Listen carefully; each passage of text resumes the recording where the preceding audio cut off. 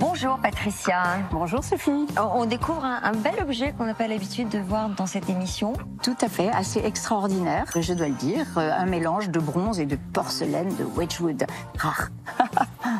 Pas si ancien que ça quand même, mais au moins de la fin 19e. Absolument, de la fin du 19e siècle. Donc quand même, malgré tout, ça commence à compter. Alors on aura le plaisir de découvrir et d'expertiser cet objet tout à l'heure. À tout de suite.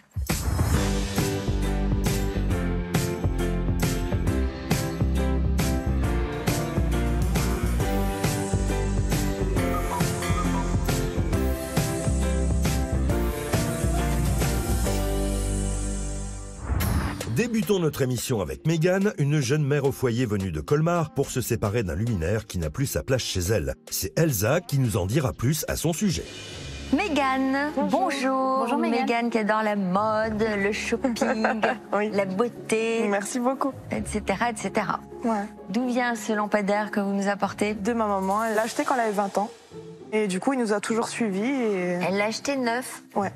Du coup, elle veut s'en séparer maintenant. Et voilà. Donc du coup, elle m'a donné cette mission-là. Donc elle l'a acheté quoi, dans les années 70, C'était plutôt 80. 80? Je vois pas d'interrupteur. Oui, parce que il s'était cassé à un moment donné. Et puis elle a essayé de le refaire. Mais finalement, elle a laissé tomber, quoi. Donc... Et alors, il porte une signature? Alors non, il n'y a pas de signature, mais on connaît le designer qui l'a fait. C'est un designer italien qui s'appelle Goffredo Reggiani et qui est un designer qui a monté sa société de luminaires, Reggiani Illuminazione avec l'accent. Il a collaboré avec pas mal de designers, dont Gio Ponti, qui est quand même un grand designer italien. Et là, c'est un luminaire qui s'appelle Brin de Muguet. Voilà, ça représente des brins de muguet, des clochettes. On peut le bouger un peu dans tous les sens. Ouais, c'est ça qui est rigolo. Voilà, c'est assez rigolo. Et bon, effectivement, ce qui est dommage, ce que vient de dire Sophie, c'est qu'il n'y a pas le système d'éclairage. C'est quand même un moins. Enfin, après, c'est pas très compliqué, mais il faut évidemment le remonter à l'électricité pour qu'il puisse fonctionner, parce que c'est quand même l'idée qui fonctionne. C'est un modèle que vous datez de quand? Alors, ça date des années 70, avec donc ce métal chromé et cette base en marbre bien lourde qui stabilise l'ensemble. Donc voilà, c'est déco, Ça marche toujours aujourd'hui, ce genre de modèle. C'est très tendance. C'est très tendance, et puis c'est vrai que c'est agréable parce qu'on peut l'imaginer près d'un canapé. Donc ça fait un peu office de liseuse, une lampe. Voilà, c'est quand même bien pensé aussi. Hein, c'est vraiment un luminaire assez bien pensé. Près du canapé, et puis on éclaire aussi la table basse, voilà. Et etc. puis on peut mettre C'est les bien boules un pensé. peu où on veut. Donc c'est bien. Ouais, Alors, il eût été complet. Vous auriez pu dire combien? Alors, il eût été avec son système d'éclairage en parfait état. On aurait pu aller jusqu'à 200-250 €. D'accord. Là, évidemment, on compte le coût que va avoir l'acheteur pour le remettre en état. Donc, je vais vous donner une estimation de 100 € pour le luminaire en l'état. D'accord. Y a pas de Un souci. projet précis? Moi, c'est pour ma maman, donc je lui donne tout. Donc voilà. Elle s'appelle comment, cette maman? Sylvie. Sylvie, vous voulez l'embrasser, vous la regardez.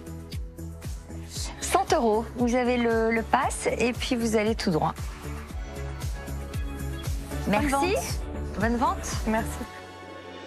Je suis très satisfaite de cette expertise. J'en attendais pas tant. Ma maman va être contente aussi parce que c'était sa lampe. Ça va intéresser les acheteurs parce que ça se vend bien, c'est toujours dans l'air du temps et puis voilà. On verra ce que ça donne.